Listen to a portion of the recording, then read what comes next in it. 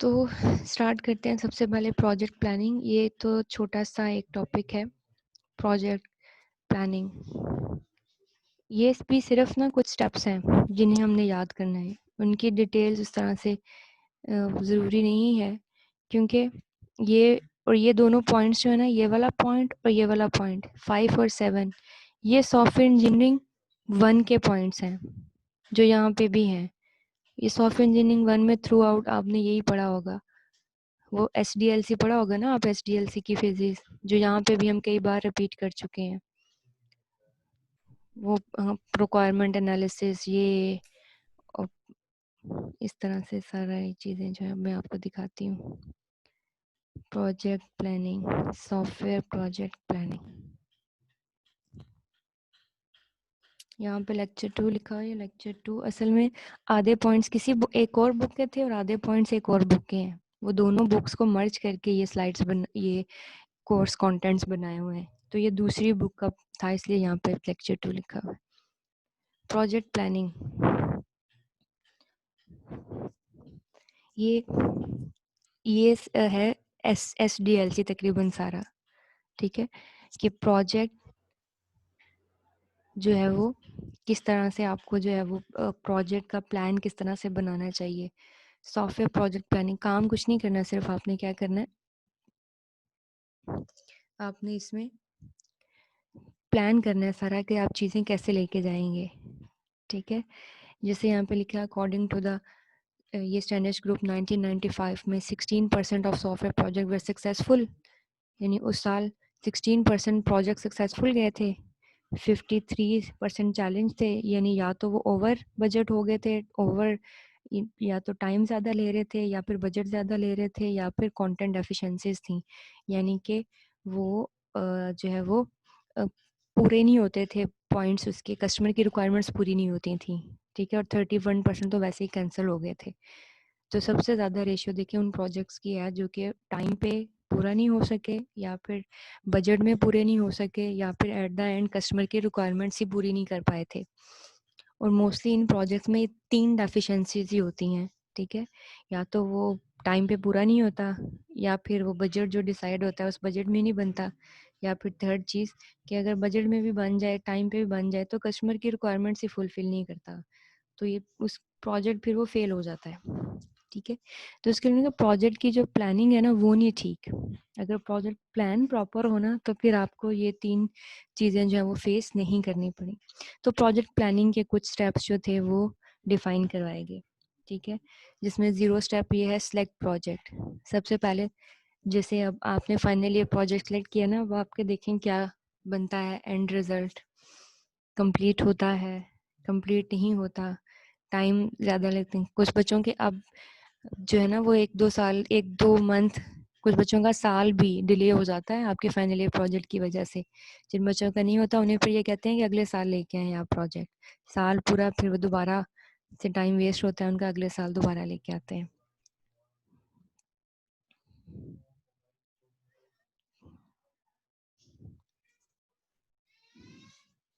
Voice क्या कम आ रही है? वॉइस आ रही है? तो ये इसके कुछ स्टेप्स हैं। सबसे पहले 0 स्टेप है, प्रोजेक्ट सेलेक्ट करें आपने करना क्या है। फिर 1 स्टेप है, प्रोजेक्ट का स्कोप और ऑब्जेक्टिव डिफाइन करें। मैंने आपको बताया ये सारी चीज़ें तकरीबन आप सॉफ्टवेयर इंजीनियरिंग 1 में पढ़ चुके हैं। अब प्रोजेक्ट स्कोप का मैंने आपको पहले भी बार बार बताया है कि आपके टारगेट ऑडियंस कौन से होंगे, और ऑब्जेक्टिव्स, प्रोजेक्ट सक्सेसफुल होने के क्या पॉइंट्स हैं। ये आपने अपने प्रपोजल में भी ये 2 चीज़ें मेंशन की होंगी। फिर प्रोजेक्ट स्ट्रक्चर बताएं आप, इंफ्रास्ट्रक्चर। आपने भी प्रोजेक्ट की डायग्राम बनाई होगी ना एक स्ट्रक्चर की, ठीक है। वो कि कौन कौन सी चीज़ें इसमें यूज़ होंगी, एक्सटर्नल डिवाइसेस कौन सी होंगी, इंटरनल कौन सी होंगी, इंटरनेट होगा नहीं होगा, ठीक है। जैसे हम सर्वर यूज़ होगा नहीं होगा, डेटाबेसेस होगी नहीं होगी, ये पूरा आप। फिर एनालाइज प्रोजेक्ट कैरेक्टरिस्टिक्स, प्रोजेक्ट्स के अंदर जो भी काम होगा उसको एनालिसिस करें, एनालाइज करें, ठीक है। एनालाइज करना क्या होता है, किसी चीज़ को उसका डिटेल जो है ना उसको डिटेल्ड में देखें कि वो जो काम आपको बताया गया है वो आप कर सकते हैं, नहीं कर सकते, विद इन बजट हो सकता है, नहीं हो सकता, विद इन गिवन टाइम हो सकता है, नहीं हो सकता। डेट्स कॉल्ड एनालिसिस, किसी भी चीज़ का एनालिसिस करना, ठीक है, जिसे हम उर्दू में या पंजाबी में कहते हैं मिस्त्री करना उसकी, ठीक है, वो ये एनालिसिस। फिर identify the product and activities, ठीक है, आइडेंटिफाई करें कि वो एक्सटर्नल कौन सी प्रोडक्ट्स यूज़ होंगी और उसके अंदर एक्टिविटीज़ कौन कौन सी हैं। एक्टिविटीज़ आप मतलब ब्रेक डाउन कर लें उसको, कितनी एक्टिविटीज़ बनेगी। Estimate effort for activity, her activity के लिए एफर्ट जो है आइडेंटिफाई करें, हर एक्टिविटी के अंदर आने वाले रिस्क आइडेंटिफाई करें, ठीक है। हाँ, ये फॉर ईच एक्टिविटी के, हर एक्टिविटी की आपने आइडेंटिफाई करनी है, ठीक। और इसमें देखें तो पीछे से रिव्यूज़ भी इन्वॉल्व हैं लोगों के, जो आपके स्टेक होल्डर्स के रिव्यूज़ हैं प्रोडक्ट के अंदर, ठीक है, यानी उसके उनके रिव्यू से आपने जो है ना वो उनको एक्टिविटीज़ के अंदर डिवाइड करना है। ये वैसे तो ये पूरी डायग्राम है, ठीक है, यहाँ पे चूंकि टुकड़ों में दी हुई है, ये पूरी डायग्राम है, शायद पूरी डायग्राम ये बुक पे बनी होगी पूरी डायग्राम। ये मतलब ये जो है ना ये इधर आ रहा है, ये वाला प्रीवियस स्लाइड से आ रहा है, ठीक है। उसके बाद ये लास्ट, ये प्रीवियस स्लाइड से आ रही है, ठीक है, ये इधर से आ रहा है ये वाला, और ये एरो जो है ना वो ये वाला है, ठीक है। फिर ये लोअर लेवल प्लानिंग है। लोअर लेवल प्लानिंग क्या होती है आपके पास, पहले इस साइड्स को देखते हैं। आइडेंटिफाई रिस्क के बाद फिर आपने क्या करना है, एलोकेट करनी है रिसोर्सेज हर एक्टिविटी को। फिर आपने अपना प्लान जो है ना वो चेक करना है कि आपने क्या प्लान बनाया, उसको रिव्यू करना है प्लान को, कि आपने किस किस डेट को हर एक्टिविटी को रिसोर्सेज असाइन कर दिए हैं, हर एक्टिविटी का टाइम देख लिया है, हर एक्टिविटी के मतलब टाइम स्केड्यूल मेंशन हो गया उसका, वो आप रिव्यू कर दें और पब्लिक कर दें। प्लान पब्लिक करना ये होता है कि शेयर कर देना टीम के साथ। एग्जीक्यूट प्लान, अब आप प्लान के अकॉर्डिंग काम करना शुरू कर दें। फिर लोअर लेवल प्लानिंग होती है, ये तो पूरे प्रोजेक्ट की प्लानिंग है ना। देन अब हर एक्टिविटी की प्लानिंग, देखिए ना, जब एडमिशन का एक टास्क होता है तो पहले यूनिवर्सिटी की प्लानिंग होती है कि यूनिवर्सिटी कब एडवर्टीजमेंट देगी, कैसे किसके एडमिशन कब स्टार्ट होंगे, कब, ये यूनिवर्सिटी की प्लानिंग। फिर जब वो डिपार्टमेंट्स तक बात आती है तो डिपार्टमेंट अपनी प्लानिंग करता है, that's called lower level planning. Department अपनी प्लानिंग करता है कि हाँ जी मेरी टीम कौन कौन सी है, एसई को देखने वाली, आईटी को देखने वाली। फिर उससे भी फर्दर देखें, जब एसई की टीम को उसका टास्क मिल जाता है तो वो फर्दर उसे प्लान करता है कि हम तीनों में से जो है ना कौन सा बंदा कौन सी दी एडमिशन ड्यूटी पे बैठेगा, या किसके क्या क्या रोल्स है, हम में से टीम लीडर। डेट्स का लोअर लेवल प्लानिंग, ठीक है। ये तो प्रोजेक्ट प्लानिंग है। प्रोजेक्ट प्लानिंग के बाद फिर लोअर लेवल प्लानिंग स्टार्ट हो जाती है, मतलब नेक्स्ट काम की, जैसे आपने अब रिक्वायरमेंट इकट्ठी करनी है तो उनकी प्लानिंग, अब आपने डिज़ाइन बनाना है तो उनकी प्लानिंग, ठीक है। और यही सारे स्टेप्स देखें यहाँ बताए हुए, आपने इनकी डिटेल्स याद करने की ज़रूरत नहीं है, आप बस ये स्टेप्स याद रख लें। ये किस चीज़ के स्टेप हैं, ये प्रोजेक्ट प्लानिंग के स्टेप्स हैं, ठीक है। Select project, identify project scope and objectives, ये वही हैं जो ऊपर यहाँ पे गिवन है। Identify project infrastructure, analyse project activities, identify project activities, then estimate effort for each activity, identify risk for each activity, allocate resources to each activity, review and publish your plan, execute plan, then execute lower level of planning। lower level planning का बस आपको मैंने आपको बता दिया कि वो क्या होती है, बस इतना ही आपने इसके स्टेप्स याद करने हैं, क्योंकि इनकी डिटेल्स आपको ऑलरेडी पता है कि इनके अंदर क्या डिटेल्स होती हैं, वो आगे वही डिटेल्स हैं, ये मतलब पढ़ लीजिएगा, लेकिन ये कुछ ऐसा कोई इम्पोर्टेंट चीज़ नहीं है, क्योंकि ये सॉफ्टवेयर इंजीनियरिंग 1 में आपने ये सारी चीज़ें तकरीबन पढ़ी की हुई हैं, ठीक है। ये आपने इतना ही करना है बस, जितना हमारे लिए इम्पोर्टेंट है। नेक्स्ट आ जाता है selection of an appropriate approach. ये आज हम सॉफ्टवेयर इंजीनियरिंग 1 की चीज़ें गो थ्रू कर रहे हैं। ये देखें, ये वो साइड डिटेल डायग्राम इधर आई हुई है जो पीछे थी, ठीक है। ये सिलेक्शन ऑफ प्रोजेक्ट, एनालाइज, ये हम ये एक्चुअल में ये वाला काम करना है, एनालाइज प्रोजेक्ट कैरेक्टरिस्टिक्स, प्रोजेक्ट देखें कि प्रोजेक्ट के अंदर क्या है, उसकी करेक्टरिस्टिक्स क्या है। क्या आपने प्रोजेक्ट के अंदर यूज़र को बार बार कहा है कि वो रिक्वायरमेंट चेंज कराए? अगर कहा है तो फिर आपको कौन सा प्रोसेस मॉडल यूज़ करना चाहिए, और अगर आपने नहीं कहा तो फिर आपको कौन सा प्रोसेस मॉडल यूज़ करना चाहिए। इसमें आपने जस्ट अपने प्रोसेस मॉडल जो है ना वो असले बताना है कि कौन सा प्रोसेस मॉडल किस टाइप के प्रोजेक्ट के लिए बेस्ट रहेगा।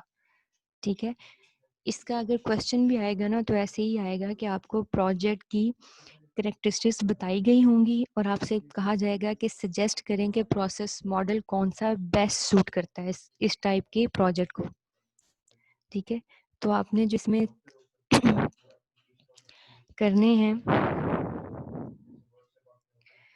एनालाइज, इसमें सबसे पहले आपने देखना है कि आपका प्रोजेक्ट जो है वो ऑब्जेक्टिव बेस्ड है या प्रोडक्ट बेस्ड है। ऑब्जेक्टिव बेस्ड और प्रोडक्ट बेस्ड हमने पहले भी डिस्कस किया हुआ है जब हमने प्रोजेक्ट की टाइप सबसे पहले लेक्चर में की थी कि ऑब्जेक्टिव बेस में एट द एंड आपके पास आपके पास जो है वो कोई बनी हुई चीज़ नहीं आती, बल्कि आपका कोई ऑब्जेक्टिव होता है जिसे आपने मीट कर लिया है। ठीक है, ये जैसे ना आपने कोई एक एल्गोरिदम है, आपने कहा कि मैं इसकी टाइम कम्प्लेक्सिटी कम करूँगा, ये आपका ऑब्जेक्टिव था। वो पहले इतनी टाइम ले रहा था, अब मैं इसमें एक ऐसी चीज़ ऐड करूँगा इस एल्गोरिदम में कि वो कम टाइम लेगा। तो ये आपका ऑब्जेक्टिव बेस्ड प्रोजेक्ट हो गया कि आपने काम लिया लेकिन उस काम के एंड पे कोई ना प्रोडक्ट नहीं बनी, वर्किंग करती हुई चीज़ नहीं बनी, बल्कि आपका कोई टास्क था, आपका कोई ऑब्जेक्टिव था जो अचीव हो गया। आपने उस एल्गोरिदम के अंदर कुछ चेंज कर लिया, उस एल्गोरिदम का टाइम पहले से कम हो गया, तो ये आपने ऑब्जेक्टिव अपना अचीव कर लिया। और प्रोडक्ट बेस्ड आपको पता है क्या होता है कि जिसके एंड पे कोई ना कोई, जिसे हम कहते हैं ना कि मैंने कोडिंग की है, मेरे एंड पे कोई ना कोई सॉफ्टवेयर बना है। ठीक है, एंड पे कोई सॉफ्टवेयर बना है जो कोई काम करता है सॉफ्टवेयर, वो आपका प्रोडक्ट बेस होता है। ठीक, पहले तो ये आइडेंटिफाई करें कि प्रोजेक्ट बेस है या प्रोडक्ट बेस है।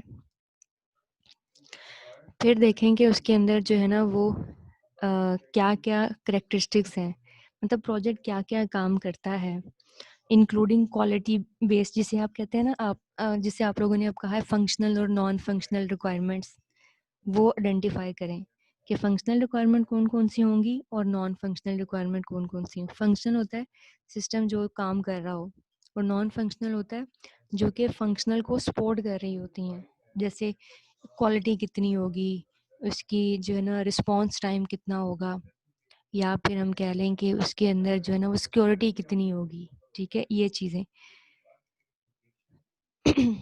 इसी तरह से रिस्क उसके अंदर कितने आ सकते हैं, और ठीक है high level project risk ma'am कितने हो यहाँ पे सकते। ना रिस्क को थोड़ा सा ज्यादा एलेबोरेट कर दीजिएगा। रिस्क और इशू इसमें थोड़ी सी कंफ्यूजन हो जाती है कि रिस्क क्या है और इश्यूज क्या हो सकते हैं प्रोजेक्ट। रिस्क तो होते हैं, रिस्क आपके ना, रिस्क एक्चुअल में हमारा पूरा चैप्टर भी है, इसलिए मैं जगह जगह पे उसे एक्सप्लेन नहीं करती। मिड के बाद ये देखें रिस्क मैनेजमेंट, इसमें डिफरेंट आपके रिस्क आ जाते हैं, people oriented, project oriented, technology oriented. ठीक है, जैसे हमने क्लासिकल मिस्टेक्स नहीं पढ़ी थी, आपको याद होगा, तकरीबन उससे मिलते जुलते ही होते हैं ये। Yes ma'am. ठीक है, पीपल ओरिएंटेड जैसे आपके पर्सन्स की आपस में जो है ना वो इवन लड़ाई है, वो भी आपका एक रिस्क है। आपका एक पर्सन आपकी जॉब छोड़ के चला जाता है, ये भी आपका आपके लिए रिस्क है। आपकी किसी पर्सन की डेथ हो जाती है, वो भी आपका रिस्क है। आपने जो एंड पे चीज़ बनाई है वो एम्बेड नहीं होती, तो ये सॉफ्टवेयर ओरिएंटेड रिस्क है, वो एम्बेड नहीं हुई। जैसे अक्सर बच्चे आपकी क्लास में कर रहे हैं ना, तो वो कहते हैं हम पाइथन में बना लेते हैं जो आर्टिफिशियल इंटेलिजेंस का है, और फ्रंट एंड उसका बना लेते हैं वेब में। अगर एट द एंड पाइथन और वेब यानी पीएचपी इंटीग्रेट ही ना कर सके आप, तो ये इंटीग्रेशन रिस्क आ जाएगा ना, एक की चीज़ आपस में इंटीग्रेट नहीं हो रही। ठीक, या आपके प्रोजेक्ट का कोई हिस्सा जो है वो जैसे आप कहते हैं ना आपकी एप्लीकेशन क्रैश हो गई, वो भी आपका एक रिस्क है। ठीक है, आपने आपने एंड पे कहा था कि ये इस स्पेसिफिकेशन के सिस्टम पे चल जाएगी, जिसकी 2 GB रैम होगी ना उस पे चल जाएगी, लेकिन ये 2 GB रैम वाले पे चली ही नहीं है, ये भी आपके लिए रिस्क है। आपके कोड में कोई एरर मतलब कोड इशू हो गया है, क्लासेस नहीं आपकी जो है ना वो एडजस्ट हो रही, वो भी आप किस्म का वो एरर भी है और रिस्क भी है। ठीक है, तो ये रिस्क वैसे तो पूरा चैप्टर आना है हमारे पास। या आपकी प्रोजेक्ट जिस टाइप का होगा फिर उसी तरह से आप देखते हैं। जैसे आपके कोई कैमरा आपके इन्वॉल्व है, ठीक है, तो आपकी डिवाइस डिटेक्ट नहीं हो रही, रिस्क है। ठीक है, आपकी हार्डवेयर फेल हो गई है, आपका रिस्क है। ठीक है, ये सारे रिस्क हैं आपके पास।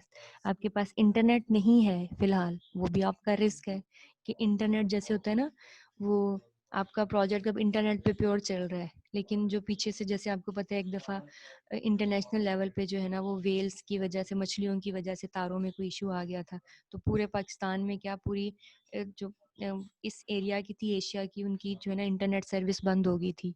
तो ये भी एक रिस्क है कि उस सूरत में फिर प्रोजेक्ट जो है ना वो वर्क नहीं करेगा। ठीक है, तो ये इस तरह से ओके हमारे मैम। रिस्क हो सकते हैं। यूज़र रिक्वायरमेंट्स, फिर कंसर्न, इम्प्लीमेंटेशन, ये भी आप लेते हैं कि इम्प्लीमेंटेशन का यूज़र कहता है कि मैंने जावा में बनाना है, तो ये भी आप इस चीज़ को भी एनालिसिस करेंगे कि वो चीज़ जावा में बनती भी है कि कोई नहीं। यूज़र कहता है मैंने पीएचपी में बनाना है, तो वो बी पीएचपी में वो काम होता भी है या नहीं, ये भी आपका एनालिसिस। देन लास्ट पे आप ये मेथडोलॉजी एंड ये कि आपका प्रोजेक्ट किस टाइप का है, आपको वाटरफॉल यूज़ करना चाहिए, इंक्रीमेंटल यूज़ करना चाहिए या कोई प्रोटोटाइप यूज़ करनी चाहिए। ठीक है, ये आपका सॉफ्टवेयर डेवलपमेंट लाइफ साइकिल, ये आपने सॉफ्टवेयर इंजीनियरिंग में 1 में पढ़े हुए हैं। इसी में बस अब आपने जो है ना वो ये यहाँ से ये वाटरफॉल, अब मैं ये ज़्यादा डिटेल नहीं जाऊँगी कि फिजिबिलिटी स्टडी ये क्या होती हैं। वाटरफॉल में आप ये ऐसे क्या होता है, इसमें वाटरफॉल में पढ़ा हुआ है ना आप लोगों ने। यस मैम, बैक ट्रैकिंग नहीं हो सकती, जो आप बना रहे हैं बस बनाते जाते हैं आगे। हाँ, इसमें आप बैक जो स्टेज है ना प्रीवियस वाली उस पर मूव नहीं कर सकते। ठीक है, आप आगे आगे मूव करते जाते हैं, आप प्रीवियस स्टेज पे मूव नहीं कर सकते इसमें वाटरफॉल में। नई और मैम रिक्वायरमेंट, ये बड़े सॉफ्टवेयर के लिए नहीं इस्तेमाल हो सकता। हाँ, बड़े और कम्प्लेक्स सॉफ्टवेयर्स के लिए ये इस्तेमाल नहीं होता। ये किस टाइप के सॉफ्टवेयर्स के लिए इस्तेमाल होता है, स्मॉल और सिंपल, छोटे जो होते हैं सिंपल से। हाँ उनके लिए। ठीक है, मैं क्लासिक बैकवर्ड एरो क्यों लगे हुए हैं इस पे? ये बैकवर्ड ये एरो लगे हुए थे पीछे उसके। ये नहीं मूव कर सकते आप, ये मूव कर सकते हैं आप, ये वी, ये टेस्टिंग के लिए है। ठीक है, ये उसी को फिर एलैबोरेट किया है ऐसे वी प्रोसेस, जिसे आप कह रहे थे कि हमें नहीं पता कि ये क्या है, वो वी शेप के लिए आप बैक मूव करते हैं। वो क्या है, वो टेस्टिंग है। ठीक है, वो एरोस भी टेस्टिंग के लगे हुए हैं। ठीक है, पहले आप नीचे मूव कर रहे हैं, फिर नीचे से आप ऊपर जा रहे हैं टेस्टिंग करते हुए। वो टेस्टिंग क्या है आपकी, कि जैसे देखें यहाँ पे बताया कि ये आपका ये नीचे पहले आपने फिजिबिलिटी स्टडी की, फिर आपने यूज़र की रिक्वायरमेंट इकट्ठी की, फिर आपने डिज़ाइन बनाया, फिर आपने जो है ना वो सिस्टम का डिज़ाइन बनाया, प्रोग्राम किया, कोड किया, उसके बाद आप टेस्ट कर रहे हैं। यहाँ वापस जाते हैं, ये वी है, वी शेप इसे कहते हैं। सबसे पहले आप प्रोग्राम टेस्टिंग, वो क्या होता है, ये इसकी होती है जो आपने प्रोग्राम लिखा है, कोड लिखा है जैसे आपने। दुखो ना ਉਹਦੇ ਵਿੱਚ ਦੇਖੋ प्रोग्राम टेस्टिंग क्या दरवाजा होता है, बंद कर प्रोग्राम टेस्टिंग आपके पास होता है कि जो आपने कोड लिखा है वो सही काम कर रहा है या नहीं, यानी जो कोड आपने लिखा है उसमें कोई एरर तो नहीं है ये। देन सिस्टम की टेस्टिंग आ जाती है, यानी जो आपने यहाँ पर छोटे छोटे टास्क हैं वो इंटीग्रेट होके सही काम कर रहे हैं या नहीं, पूरा सिस्टम सही वर्क कर रहा है या नहीं, इनपुट देने पे आउटपुट ठीक आ रही है या नहीं। देन यूजर एक्सेप्टेंस किसके, यूजर की रिक्वायरमेंट, कि क्या उस सिस्टम जो बनाया है आपने उसमें यूजर की ये सारी रिक्वायरमेंट आ रही हैं। यूजर ने कहा था कि ये होना चाहिए, वो होना चाहिए, एडमिशन का पैनल होना चाहिए, अटेंडेंस का होना चाहिए, क्या वो सारा आ रहा है कि नहीं। डेट्स का यूजर एक्सेप्टेंस। ठीक है, देन आपने फिर रिव्यू लिखने हैं इस प्रोजेक्ट के, यानी इसकी फिजिबिलिटी स्टडी, कि इधर ये प्रोजेक्ट जो था वो हमारे लिए फिजिबल रहा या नहीं। फिजिबिलिटी स्टडी यही होती है ना कि क्या वो हमारे लिए बनाना फिजिबल है, इकोनॉमिकल है, विद इन टाइम बन जाएगा, नहीं बनेगा, ये सारी फिजिबिलिटी स्टडी करके फिर आप प्रोजेक्ट शुरू करते हैं। और एंड पे आप फिर वापस कैसे जाते हैं, टेस्टिंग करते हुए, को प्रोग्राम की टेस्टिंग यानी कोड की टेस्टिंग, इंटीग्रेट करने के बाद पूरे सिस्टम की टेस्टिंग, यूज़र की रिक्वायरमेंट पूरी हो रही है या नहीं हो रही, then review about feasibility study, कि ये जो फिजिबल हमने यहाँ कहा था क्या मतलब वैसा ही हमारा काम हुआ है या कुछ चेंज हुआ है। अगर चेंज हुआ है तो फिर नेक्स्ट टाइप के प्रोजेक्ट्स में हमें कैसे काम करना चाहिए। यहाँ पे 2 दिन ज़्यादा लगे हैं तो नेक्स्ट टाइप के ऐसे प्रोजेक्ट्स में हमें ख्याल रखना चाहिए कि हमें थोड़ा टाइम ज़्यादा रखना है फ्लाई एक्टिविटी का। ये आपके रिव्यूज़ होते हैं, ठीक है। इसमें टेस्टिंग नहीं लिखी हुई इस तरह से। अगर आप सिंपल वी वाटरफॉल बनाते हैं तो इसमें टेस्टिंग नहीं है। वी प्रोसेस मॉडल में है तो वाटरफॉल ही, लेकिन ऊपर जाते हुए आपकी क्या आ जाती है, साथ टेस्टिंग भी आ जाती है, ठीक। वैसे आपने एक टर्म पढ़ी होगी सॉफ्टवेयर इंजीनियरिंग 1 में, वैलिडेशन और वेरिफिकेशन। क्या होती हैं ये दोनों टर्म? ये भी टेस्टिंग के लिए ही हैं।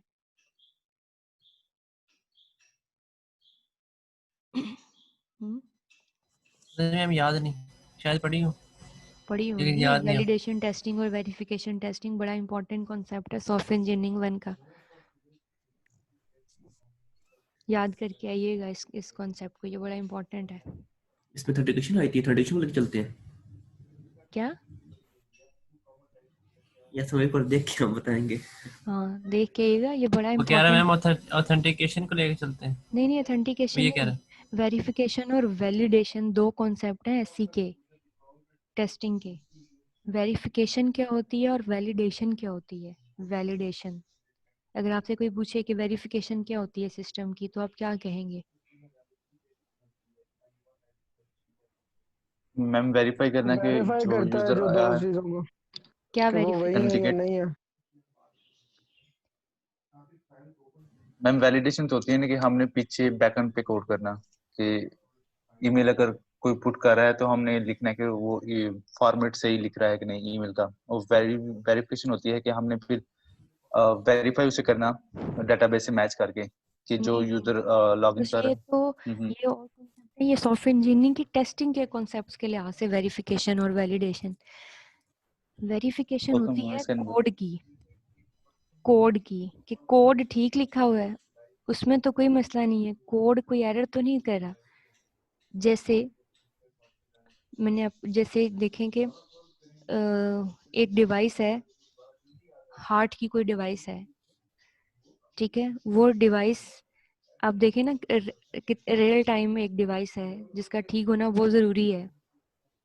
अगर उसके कोड में एक दफ़ा उस डिवाइस की ना वर्किंग ख़राब होगी, कुछ ऐसी इनपुट आई कि वो जहाँ उसने क्लॉकवाइज चलना था ना वो एंटी क्लॉकवाइज चलने लग गई, और जितने पेशेंट्स को वो डिवाइस लगी हुई थी ना वो सारे पेशेंट्स की डेथ होगी। इसका मतलब है उसके कोड की वेरिफिकेशन ज़रूरी है कि कोड ठीक लिखा हुआ है या नहीं। डेट्स कॉल्ड वेरिफिकेशन, कि कोड में कोई मसला तो नहीं है, कोड में कोई एरर तो नहीं है, ठीक है। फिर आ जाती है वैलिडेशन। वैलिडेशन होती है रिक्वायरमेंट्स की, कि क्या यूज़र की रिक्वायरमेंट्स पूरी हो रही है या नहीं, ठीक है।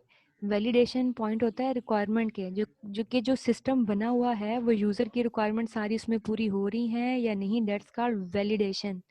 और वेरिफिकेशन कोड की, कि वो कोड ठीक लिखा हुआ है, वो कोड ठीक चल रहा है, उस कोड के अंदर तो कोई मसला नहीं है, ठीक है। उस कोड में कोई ऐसी चीज़ तो नहीं है कि ये इनपुट देने से वो कोड गलत बिहेव करना शुरू हो जाए। वेरिफिकेशन सिस्टम के कोड की, वैलिडेशन यूज़र की रिक्वायरमेंट की। अगर यूज़र कहता है कि यहाँ पे ये रेड कलर होना चाहिए था, ये यूज़र की रिक्वायरमेंट है, ठीक है, ये वैलिडेशन बोलेंगे हम उसको, वेरिफिकेशन नहीं बोलेंगे कि हम वेरीफाई कर रहे हैं, हम वैलिडेट कर रहे हैं। वेरीफाई हम कोड को करते हैं, ठीक है। ये 2 कॉन्सेप्ट है, ये बड़े इंपॉर्टेंट कॉन्सेप्ट होते हैं। देन आ जाता है स्पाइरल। स्पाइरल क्या होता है? ये आपने पढ़ा हुआ है स्पाइरल मॉडल।